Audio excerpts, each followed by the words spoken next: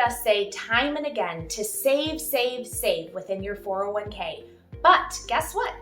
There's another account type that many agree is even more valuable than your 401k. It's called a health savings account, or HSA for short. And today I want to give you a few tips about HSAs. HSAs were created to be a companion account if you have a high deductible health plan. High deductible health plans have such high deductibles that HSAs were created as a way to save in a dedicated account that can help cover the cost of those high deductibles and other day-to-day medical expenses that pop up.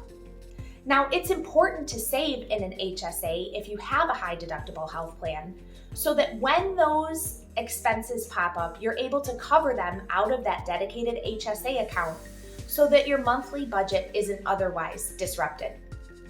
Now, a really important point to note is that not everyone is eligible to have an HSA.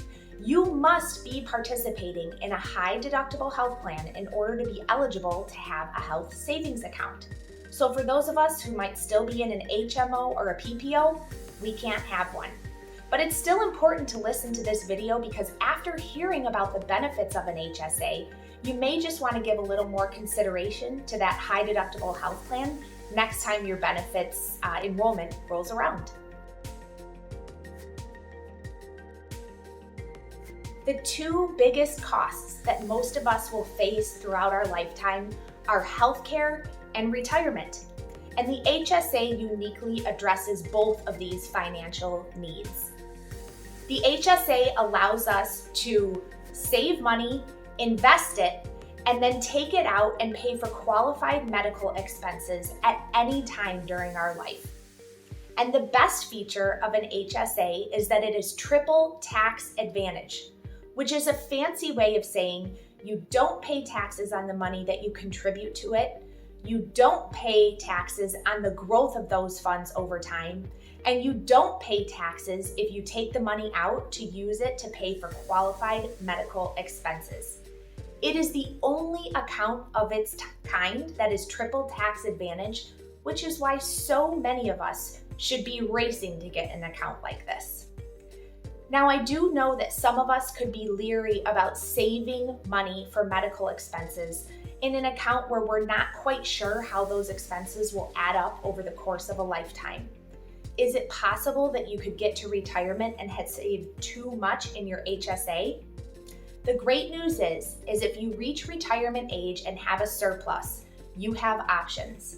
You can either continue to use the money to pay for qualified medical expenses tax-free throughout the course of your retirement, and or take a withdrawal from the account for any reason and simply pay tax at your ordinary income tax rate at that time.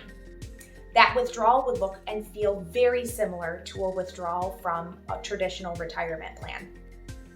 Either way, can you see how an HSA can uniquely address your financial needs on both the retirement and the healthcare side of things? Unlike a medical account by a slightly different name, the FSA or Flex Spending Account, funds that you put in an HSA or health savings account are able to roll from year to year, and there's not that little pesky use it or lose it clause. Some years you may have lots of medical expenses and other years not so much. Unused HSA funds are typically able to be invested and grow over time. Putting your dollars to work is a good idea. Talk to your benefits department to see about your investment options within your HSA. The best time to get started with an account like this is now. I promise it's worth doing a little research to see if a high deductible health plan with an HSA is an option for you. Some employers even offer an annual contribution to the HSA, so you may want to check that out and see if it's an option for you.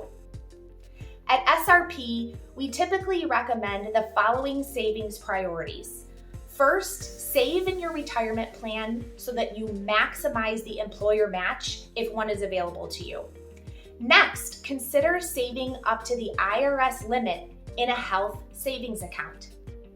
Then go back to your 401k or retirement plan and consider saving up to the IRS limit for retirement plans.